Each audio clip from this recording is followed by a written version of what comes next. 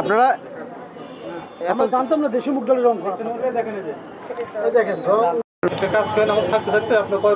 আপনারা লিস্ট করে আমাদের দেখাবেন যে কয় বস্তা, আমরা গুনে যাব বস্তা।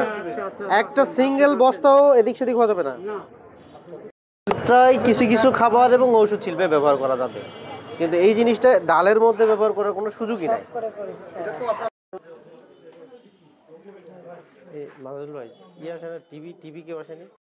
এগুলো আসলে মানে রাসায়নিক রং, এগুলো খাবারে ব্যবহারের কোনো অনুমতি নাই।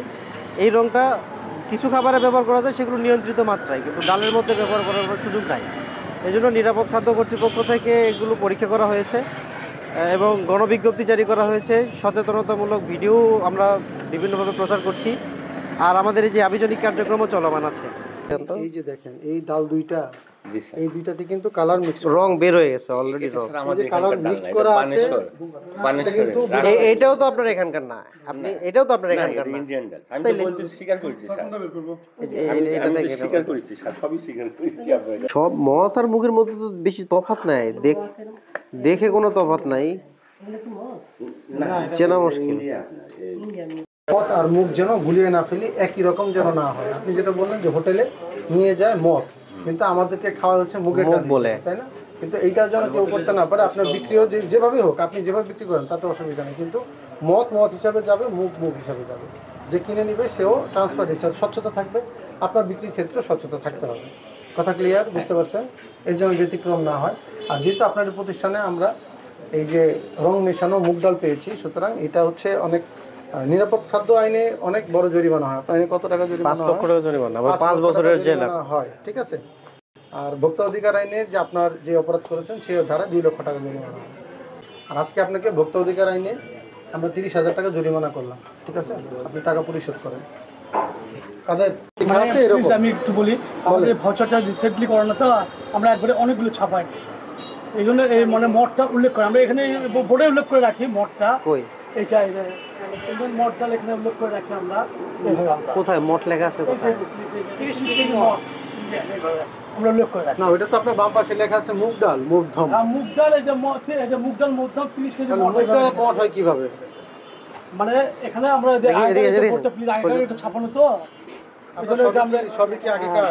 হ্যাঁ, এগুলো সম্পূর্ণ আগেকার। এটাও আগেকার, আপনার যে রশিদ আপনার অনেক আগেকার। এখানে মঠ লেখা আছে। এটা তো এক প্রকার লিখছেন, এখনই লিখলাম। এটা তো আমাদের এটাতে লেখা, আপনার আমরা যে মুছাই লিখি, ও এই যে অন্যগুলো চেঞ্জ করতে হয় তো, এটাতে পার্মানেন্ট না, এটা পার্মানেন্ট এগুলো লেখা, আর এগুলো আমরা দাম চেঞ্জ হয় তো। করবেন মদ কিনে আনতেছেন, মুখ বিক্রি করতে পারবেন না। এখানে চলন তো ওটা যে চলন না চলন না, না, আমি তো ওইটাই জানতে চাচ্ছি, আপনি মদ কিনে এনে মদ বেচেন কিনা, আর মুখ কিনে এনে মুখ বিক্রি করেন কিনা? ওজনটা লিখি, সেটা তো দিবেনই। এটা বিষয় না। আচ্ছা, বুঝবে না তো, মানে আপনি যেটা বলছেন না, আমি স্বচ্ছ ভাষায় আমাদের মুখ আর 30 কেজি পাশে লেখা ইন্ডিয়া। এটা ফুটেজ দিচ্ছেন? ওনারা মদ কিনে নিয়ে আসে কিন্তু মুখ বিক্রি করে, তাহলে মদ যায় কোথায়? 30 কেজি এই যে 30 কেজি লেখা আছে, 30 কেজি, হ্যাঁ 35 টাকা মুগ ডাল। হ্যাঁ, মদ এরকম 115 টাকায় বিক্রি করছেন, এরকম দেখান। 30 কেজি আমরা 30 কেজি লিখি, পাশে 30 কেজি লেখা, কিন্তু মূল্য তো ঠিকই 100 কত টাকা করে লিখছেন? 35 ভাগ হলো 30, 116 টাকা 60। আর মুগের মূল্য দেখেন তো।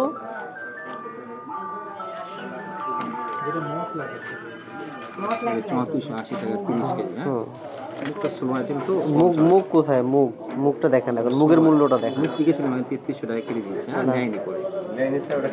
বেচছেন এরকম একটা দেখা। 25 কেজি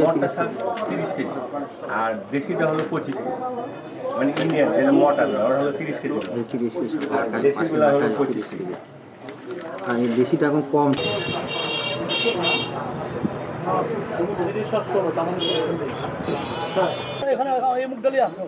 এটা যেন গণহারে মানুষের কাছে না যায়, যে কারণে আমরা আগে আপনাদের কাছে আসছি, কারণ আপনারাই পাইকারি দোকানদার।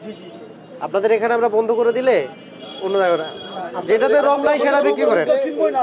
আপনাদের এখান থেকে বগুড়ার খুচরা বাজারে কিন্তু এই ডালগুলো যাচ্ছে, আর কাস্টমার কিন্তু আপনার এখানে এসে 2 কেজি 1 কেজি করে নেবে না, 1 কেজি 2 কেজি।